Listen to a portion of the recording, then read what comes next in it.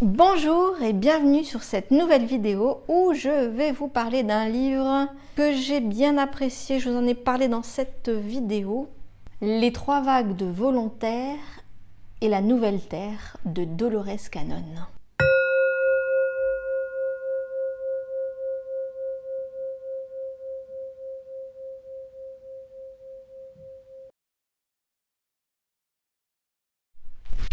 Bonjour et bienvenue sur cette nouvelle vidéo. Je vais vous parler d'un livre aujourd'hui, Les trois vagues de Volontaire et la Nouvelle Terre de Dolores Cannon. Alors, c'est un livre que j'ai lu sur liseuse. Ne me jetez pas la pierre. Je vais vous faire un résumé en vous parlant vraiment en détail. D'abord, qui est Dolores Cannon. Ensuite, la forme du livre, sa taille. La forme du livre, comment il se construit. Le fond, de quoi il parle.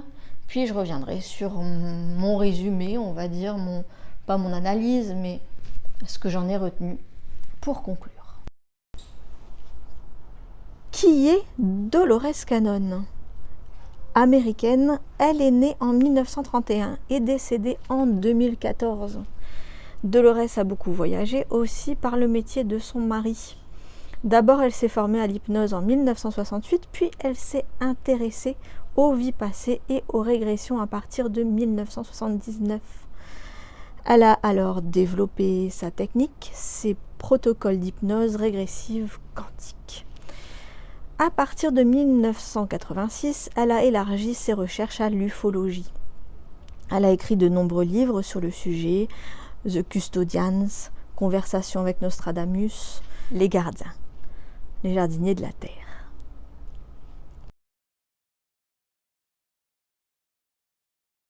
La taille. Le livre Les trois vagues de Volontaire et la Nouvelle Terre est publié en 2011. Il mentionne régulièrement d'autres livres de l'auteur. C'est donc peut-être mieux de les lire dans l'ordre.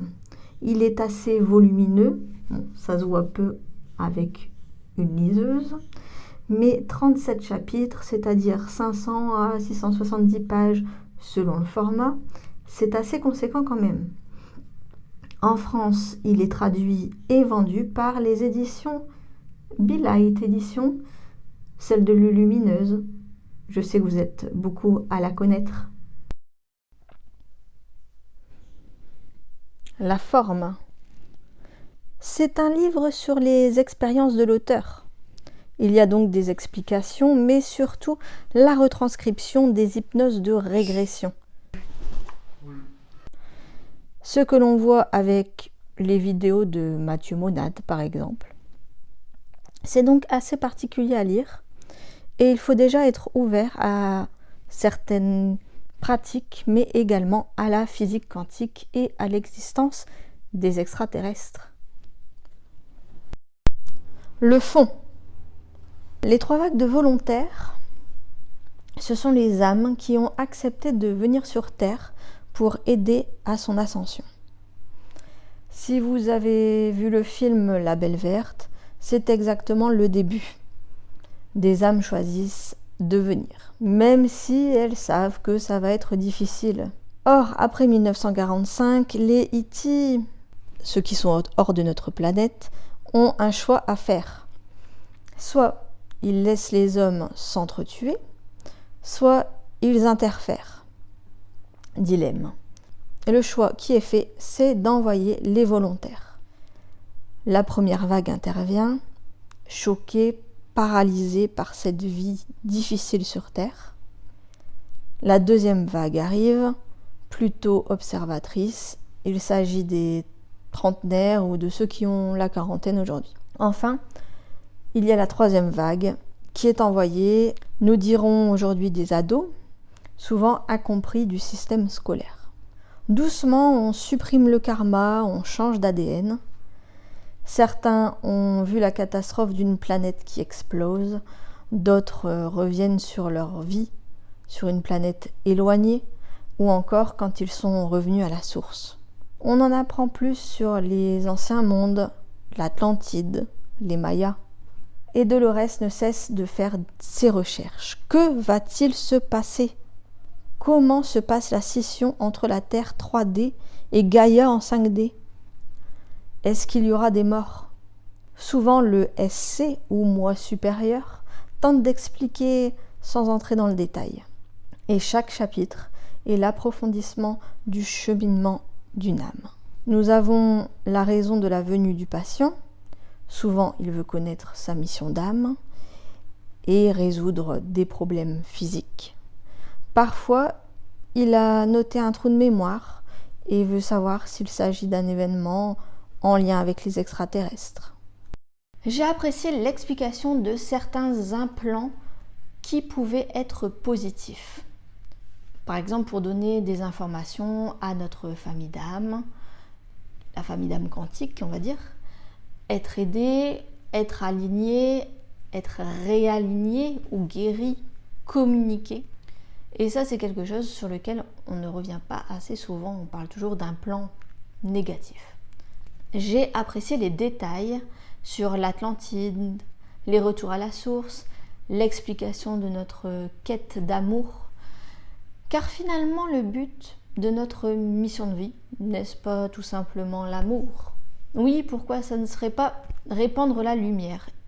Et justement, elle prend l'exemple d'une femme qui est là pour répandre l'amour, répandre la lumière et qui voyage beaucoup, qui est en contact avec beaucoup de personnes.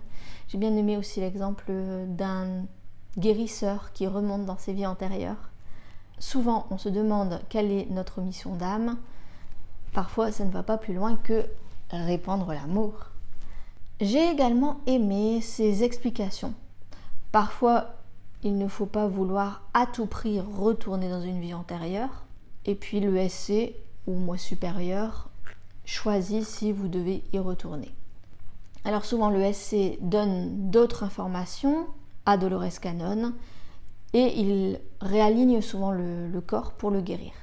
En conclusion, c'est un livre à lire, je dirais, si l'on souhaite aller plus loin sur le thème des vagues de volontaires, de la nouvelle Terre bien sûr, mais surtout si l'on approfondit le thème de l'hypnose de régression.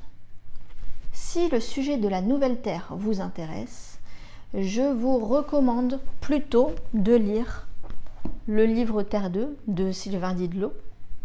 Et si c'est le fait d'aller dans vos vies antérieures, alors là je vous recommande ce livre-ci, À la rencontre de vos vies antérieures de Gilles Diederich, mais je pense que je vais vous préparer une vidéo plus précise sur ce livre qui vaut vraiment le détour. Et vous, est-ce que vous avez lu le livre de Dolores Cannon ou un autre livre? Ça m'intéresse, dites-moi tout en commentaire. Et puis pour ceux qui ne l'ont pas lu et qui ont envie de le lire, alors je vous mets un lien en dessous de la vidéo. Alors souvent les liens que je mets en dessous de la vidéo sont des liens affiliés. Ça veut dire que j'ai un tout petit pourcentage si vous passez commande. Et là, je réinvestirai la somme d'argent dans la chaîne, bien sûr.